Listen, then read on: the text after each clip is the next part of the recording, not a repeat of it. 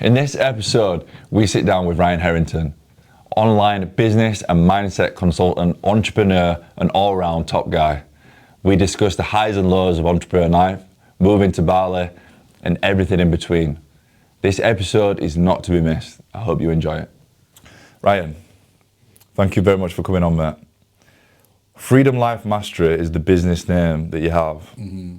What does Freedom Life mean to you? So, for me, freedom is my highest value. Like, it was born, and I'm sure we'll get into this, around kind of the void of being trapped in certain parts of my life, or the feeling of being trapped. And I believe that as human beings, freedom is our birthright. I truly believe that. I feel like we're born free, and I feel like living a life aligned and true to that, whatever that means to you, because it's very subjective, right? Is, or should, not should be, but is the goal for most people. And they're trying to express that in some way, shape or form. So for me, freedom life is around pretty much being able to do whatever I want, when I want, with who I want, but expressing myself as I am fully, and using entrepreneurship as a vehicle to self-actualize and provide value to the world, but use it as a tool to grow as well. Everything that I do now, especially inside my business, is giving people the tool to bring to the world and use that as fuel for your own personal growth, for the areas that are important for you, and then to create a flywheel to just enjoy life, but using that as fuel for all of your areas. So I love that, Matt. Where did the Freedom Life journey begin for you? Where did it all start? So, if I go back to like a really poignant time, it was during the pandemic, and I was in Australia at the time. So I was a recruitment consultant in Australia, in Sydney, in Bondi Beach, and I was reading a book. It was called 7 Habits of Highly Effective People, Stephen Covey's book, and it asks you about your mission statement. And I've been doing personal development for a few months before that, but I was like, nah, I'm not going to do the exercises. Like, I'm not that far into it. And it asks you about your mission statement. And I wrote down, I want to travel the world and I want to help people in the process. And it was literally like one sentence. And I looked at it and I was like, wow, I'm quite a simple guy.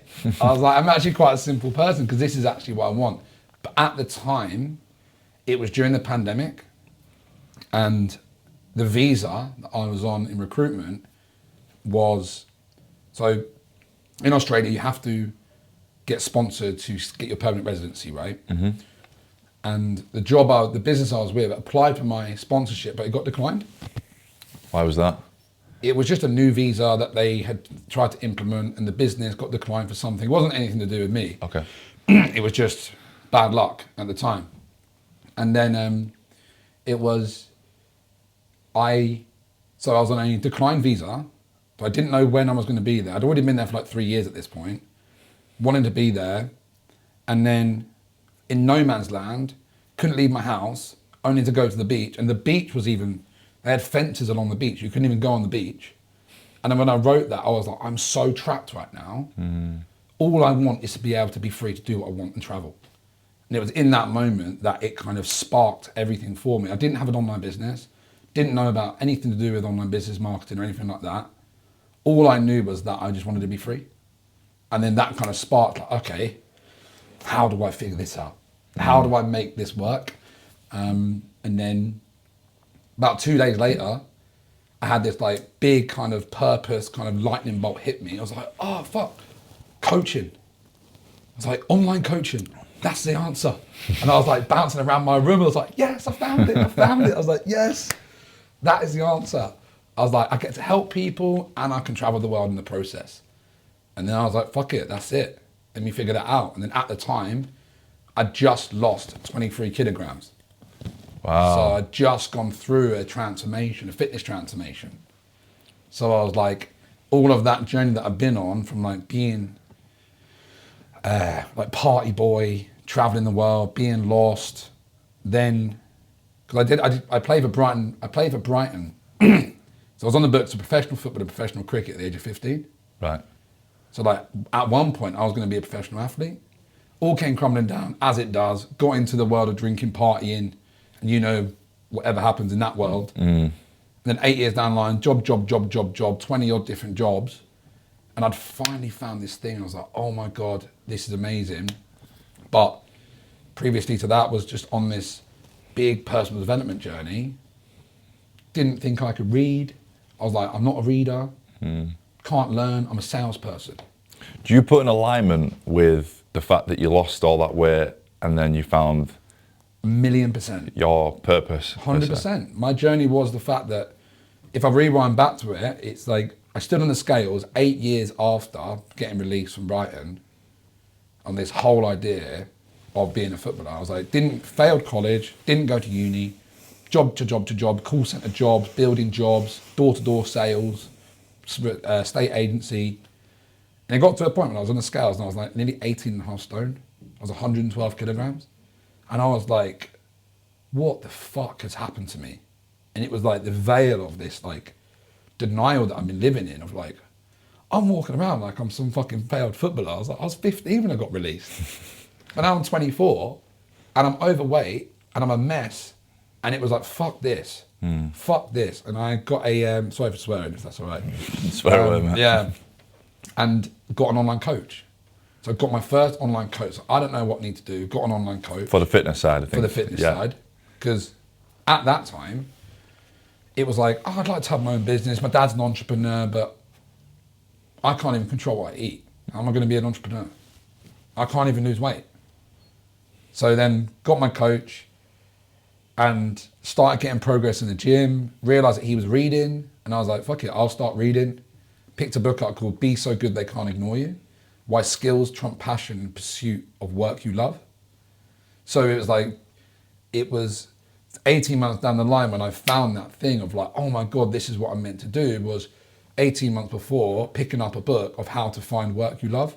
And I'd unconsciously just been following that journey, picking up tools, learning, applying personal development, getting amazing results in my fitness, was top biller, was in the top billers club in recruitment, got flown on like a holiday within my first 12 months in my recruitment career. So I was like, this shit works. I was like, this works. I'm losing weight.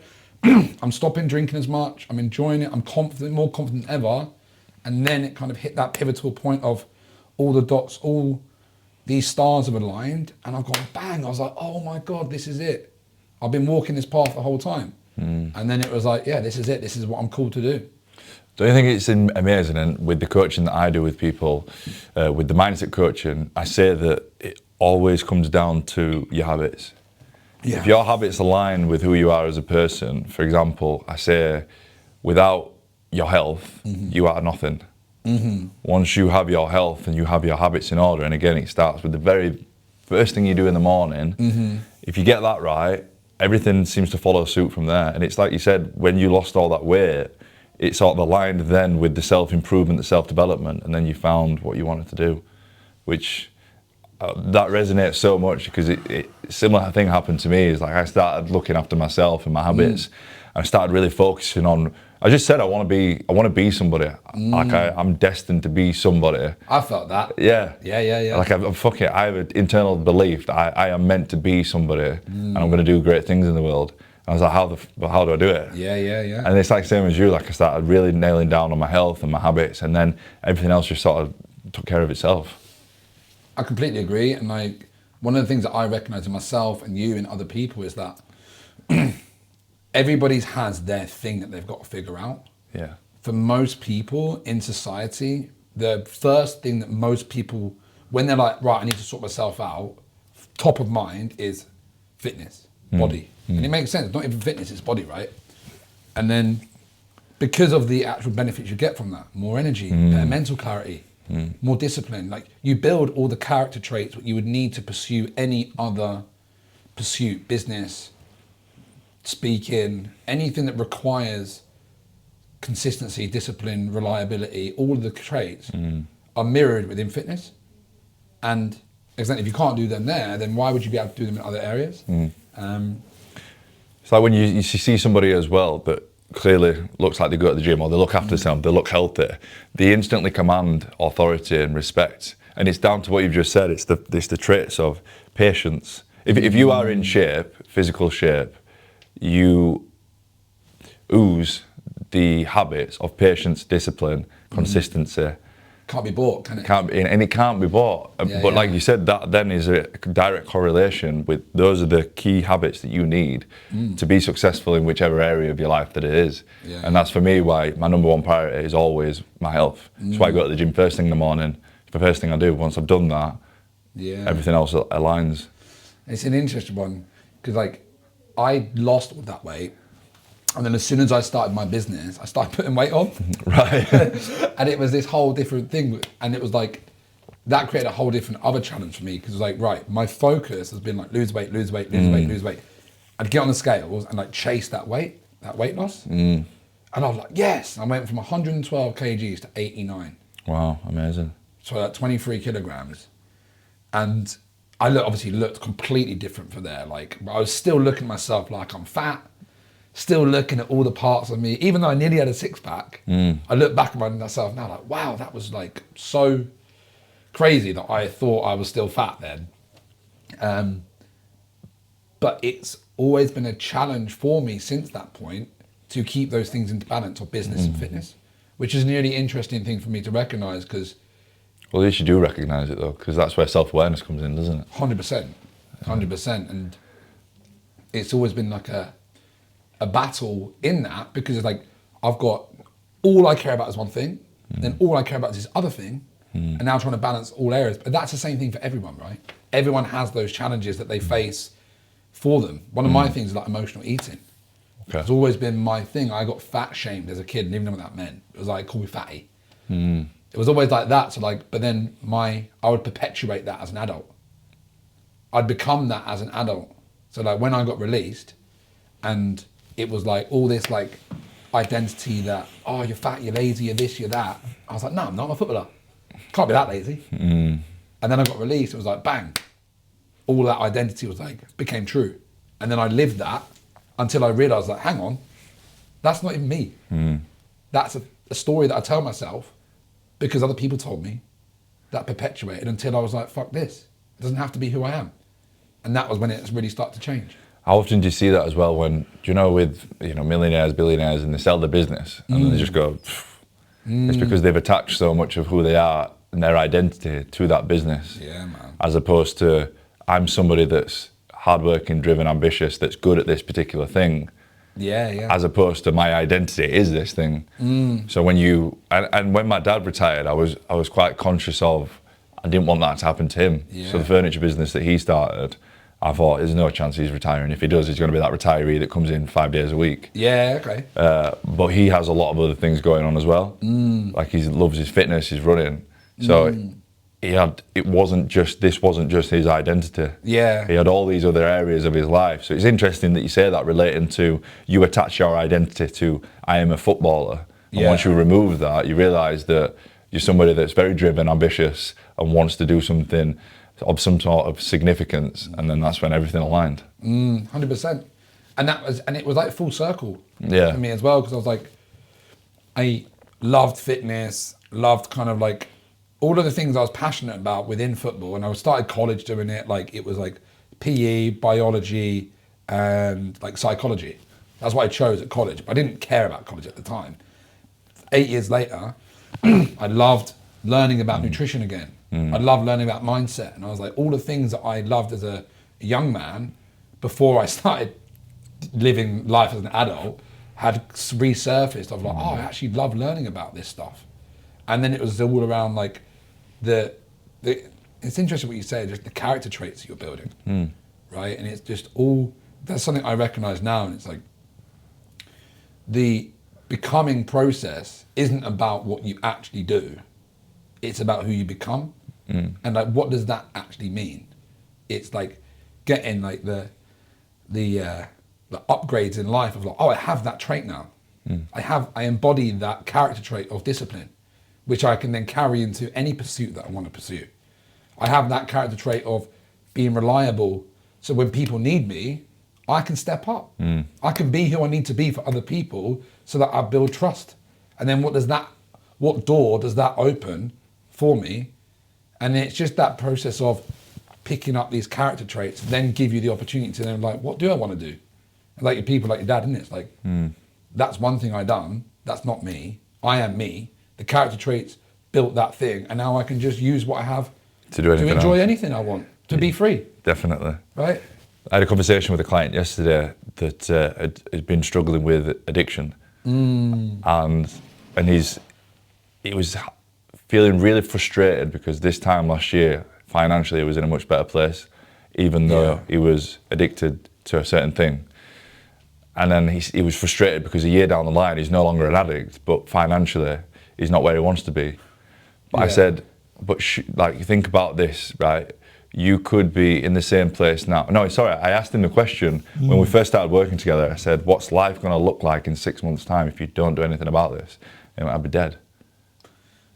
Yeah. So I said, well, if that doesn't enlighten you to want to make a change, then I don't know what will. And I said to him, you could be in the same place, being an addict and still being financially well off, but how sustainable is that going to be? I said, what's more important, health or money? Because you can have money without health and you'll be miserable as fuck.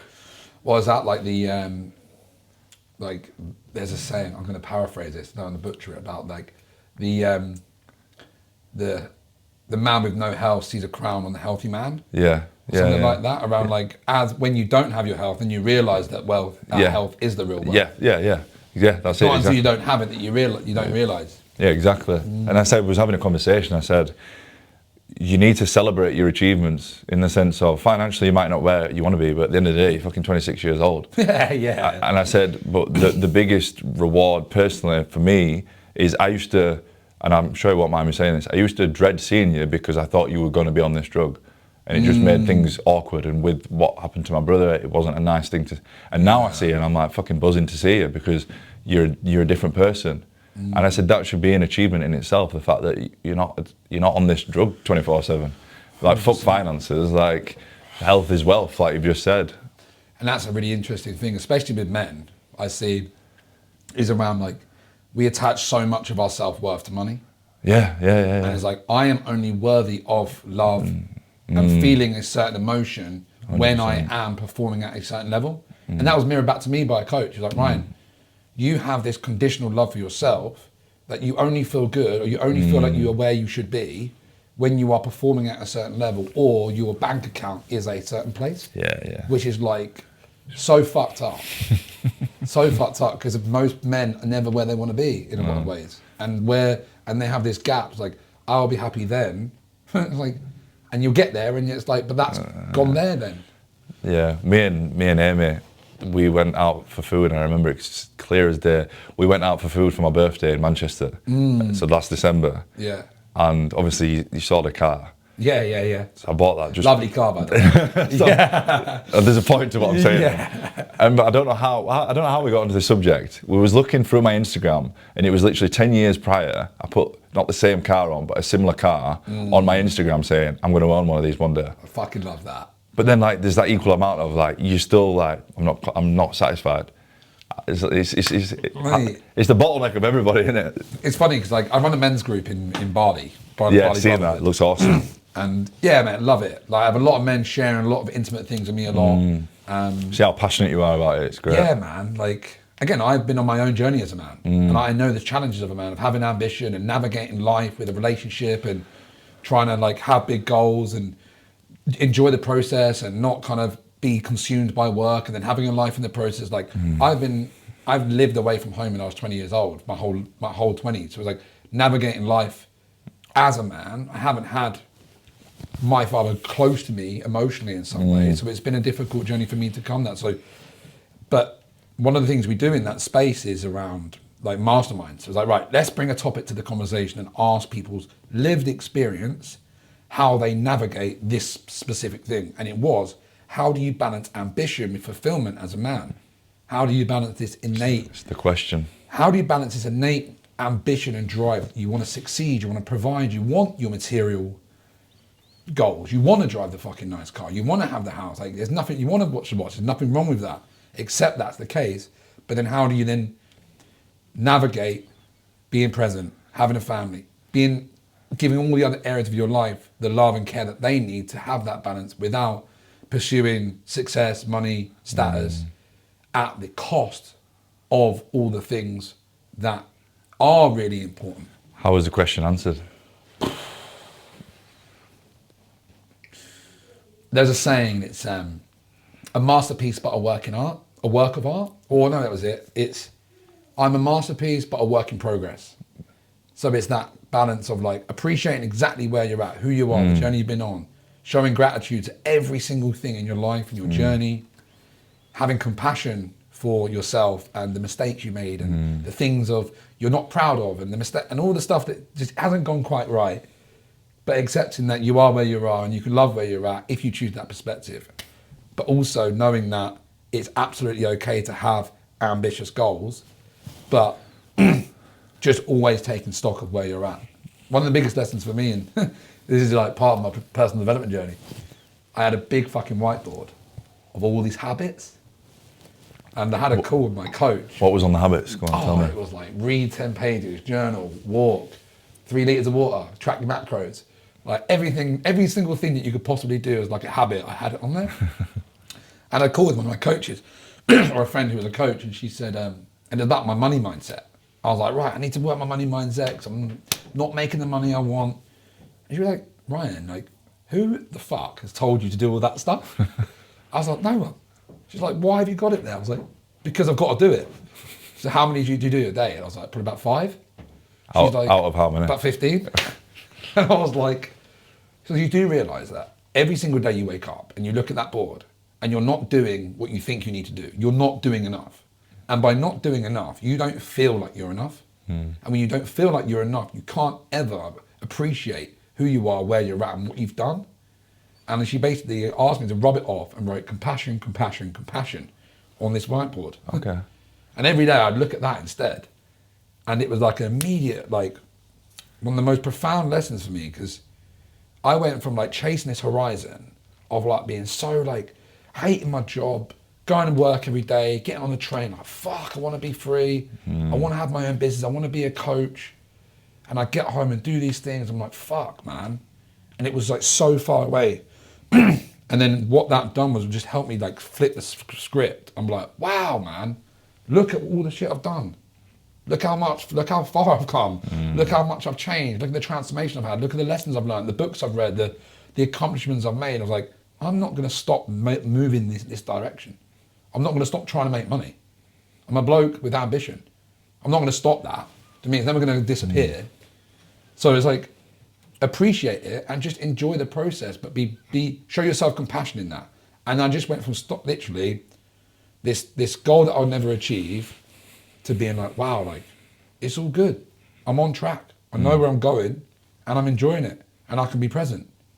Obviously, it's still times when you're like, oh, but it was like the first time I ever experienced that. You're only human though at the end of the day. 100%. As much as I talk about everything I talk about, you still have those days, don't you? Of course, and that's a human condition. It's not about not having them. It's about having the awareness when you're there, like, oh, it's okay. Yeah. I'm not a piece of shit. Where do you see, because the reason why I asked this is because I had this morning. So okay, yeah. I felt drained this week, woke up this morning. I got up at 4 for some reason, I couldn't get back to sleep. And I planned to go to the gym at 6. And I fell back to sleep on the sofa after reading 7 habits. No way. Yeah, that's sick. And then I fell back to sleep and I woke up at 7:30. I was like, fuck's sake. And I went upstairs and Amy was like, just chill out. What the fuck's wrong with you? Don't say that to me. Yeah. She was like, just come out of an hour in bed. I was like, no, I've got fucking loads to do. Just leave me to it. But then you just think like, you just gotta, I think having somebody like that there, and I can speak for myself and hopefully for you and for Dan, having that person there to keep you accountable. What's your opinion on that? 100%, man. Like my partner changed me as a man in so many ways, man. Like her role in my ambition has been absolutely massive. Like I was ambitious before, but then when as we've met and built our relationship deeper, emotionally, spiritually, financially, mentally, in all areas, like I'm all like, it's very much, my relationship is very much all in all areas kind of thing. It's been like, boom. I'm like, I need to think bigger, do better, do more for my family unit. And like I tapped into, you probably feel the same. It's a deep internal drive that I, as a man, didn't have access to before I had my partner. I was like, I want to build this with you, for you. And then having that accountability of like, there's a certain standard who I need to show up as every single day if I'm going to be the man I say I am to my partner that I love. And that was like a massive thing for me. I was super aware of it. And I was like, it's fucking sick. Cool as fuck. But it's like, it makes sense why all these men have this innate drive when they have a strong woman that they love. Because like, I'm building this for us. Yeah. I'm going to sit on my castle at the top, but like, I fucking built this thing. You can fucking enjoy it because I love you and this is our thing. And I do it for us and for you to be my queen and sit next to me. And I think that's a natural human, and I think that's a natural, deep, energetic thing that we have as men. 100%. If you can accept that and embrace it and be like, nah, that's what I want. And that's okay. I'm passionate about this stuff because it's like, because I've been the other side of it as well. I'd be like, no, it's like, I wholeheartedly agree, and I say this not just because she's sat the other side, but I'm joking. My life before I met Amy, I split with my ex-girlfriend at 21, and I had 3 years being single, like every other single lad. Went out every weekend, got fucked up, all that sort of stuff. But then I met Amy, and then I was doing all right at my age. Don't get me wrong, I've done relatively well for myself from quite early on. But I was doing like that, and then I met Amy, and it just went like that. It's no longer about you. No. That's the thing. It's not about me now. It's about us. It's about the unit that we have. It's like, I've got me, you've got them, but we've got this thing. And this is the thing I'm feeding. 100%. It takes two to build that. And like, man, like, again, I believe it's a deep internal thing that we have as men. You spoke about earlier about what I loved was, you said about Dubai, and you lived there for a couple of months. Yeah. And you said, didn't you, when you've got a gun pointed at your head, you've just got to do whatever the fuck you've got to do to sort it out. Talk to me more about that. Burn the fucking boats, mate, innit? It's like, I think that I've always been a risk taker, always. Like I left, I was a horse tipper at one point, which is an interesting job. What's a horse tipper? A horse tipper, I had a black book and a phone, and I basically call people up saying, Sorry, I know... I had a different image of what that was then. No, yeah. I basically have a black book, a list of names and a phone, and I call them up and convince them that I knew what horse was going to win in a race and get them to bet money for me. So talk me through how you did that. Just picked up the phone and said whatever I could. They were like, say this. I was like, and I was like, that didn't work. I'll do it again. And I'd only get paid if the horse won. Right. So like, I was 19, I was like making good money, then I made no money. I was like, the horse wins. If it loses by that much, don't make money. And I was like, fuck this. This is not morally and ethically, this is not what I need to be doing. My mum was very disappointed in me at the time. But then I was like, fuck it, I'm gonna go traveling. Like 6 weeks later, I left, come back a year later. Where did you go? Went to Southeast Asia and Australia for a year. Come back, was like, had clarity, but I've made some very impulsive decisions of like, I'm just gonna move to the other side of the world. Like, how are we gonna do that? I was like, I'm just gonna get on a plane, figure it out when I'm there. And it's just been this pattern of my life. Like we went to Peru last year, from Bali like that. And I've forgotten what your question was now, but it's... I was saying, before we started filming, you said you'd lived in Dubai for a couple of months. Yes. And you'd had a bit of a tricky situation with your partner. Yeah. So it's like, risk is always there, right? And I've always taken risky decisions. And moving to Dubai was a big risk. But I was in a position where I was in the UK, my partner was in Russia, because she's Russian, and it's my responsibility to look after us as a unit. And I was like, my business had kind of been doing a bit of slow cash flow. I was really remodeling and realigning things in my business. And I was like, right, I've got to figure something out here. And it was like the only way that we could kind of reunite was going to Dubai. And it was like into the lion's den, but I was like, I've just got to figure it out. I was like, this is the only way. But I'd done that because I love my partner. Do you know what I mean? And I was like, it's my responsibility as the man to take care of us. And I made a commitment that we would move to Dubai. I'd fly her to Dubai and I'd fly to Dubai, even though the business was nowhere near it where it wanted to be. And it was the most fucking stressful 2 months of my whole life. And I'll openly say that with no shame. And at the time, I was like waking up every day, like doing my best to do my like routines and like priming, like doing all the personal development stuff I could do to maintain that. But it literally got to the point where I was like, there's no one else I can ask for help. And it was like a Sunday day. And I've got a strong spiritual part of my life, but it's never been religious.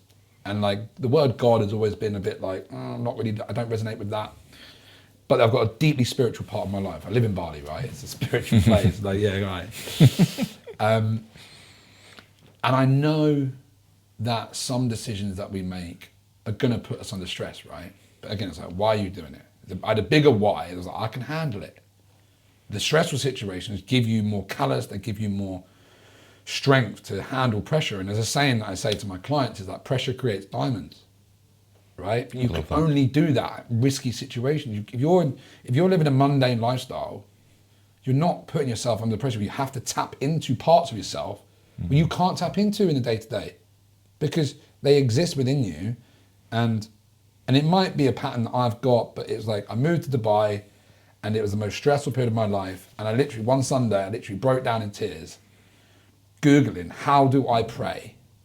Because I was like, I don't know who else to ask. I can't offload this to my partner because she's going to be stressed out more than me. I don't have any close people in my life that I feel like I can ask. And that's ego and it's pride. I didn't have any brothers around me because I was there alone.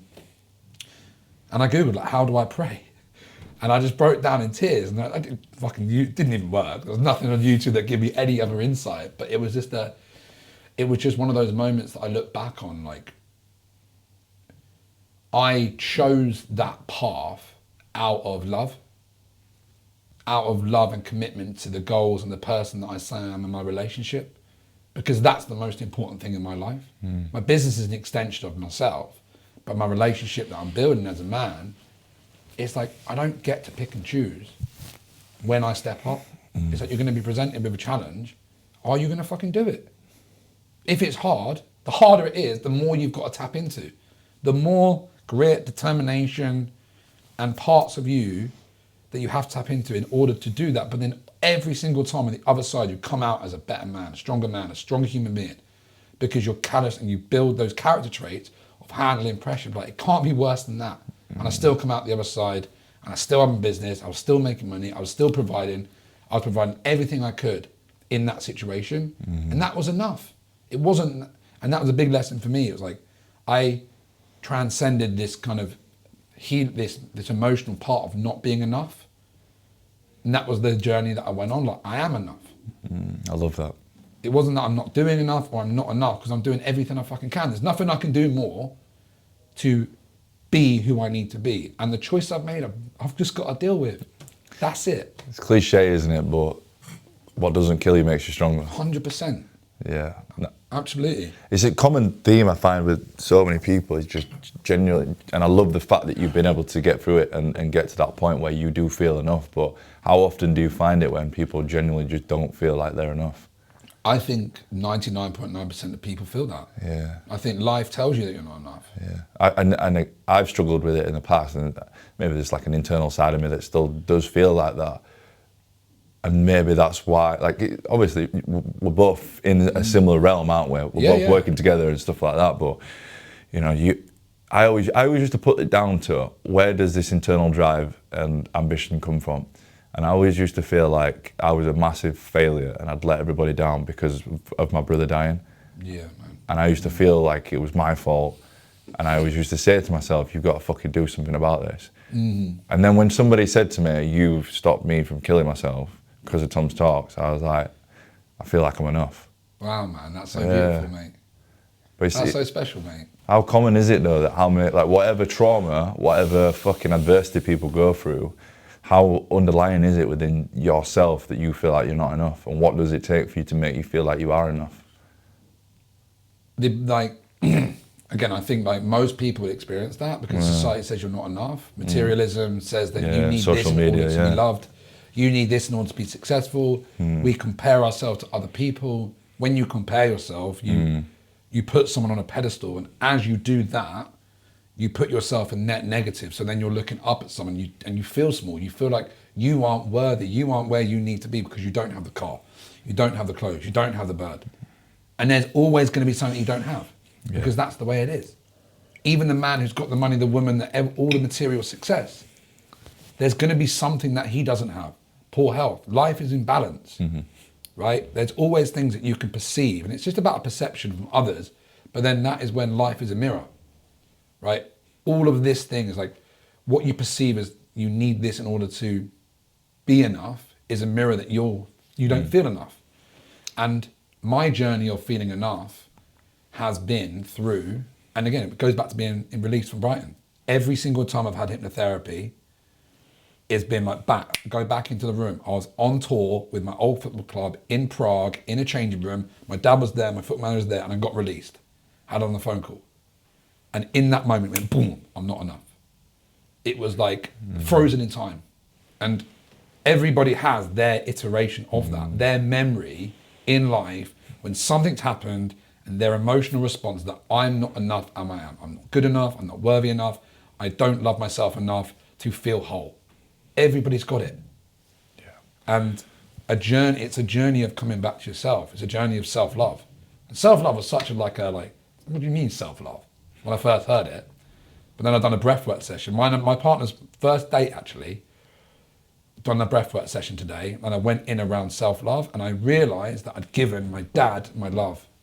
Right. And like, as a footballer, it was like, from that point onwards, it was like, I know I gave my love to my dad, that I was seeking love outside of myself because I'd let him down in not being a footballer. And that was when I felt loved in my world of growing up and like, I want to be a footballer. I was like, You're always looking for the validation from your dad. Yeah, as we do from our parents, right? Oh my God, I'm living up to my potential. I'm who I want he wants me to be. Great. And as soon as that kind of went, our relationship started deteriorating. After you got released from Brighton? Yeah, and it was just through conflict and ego.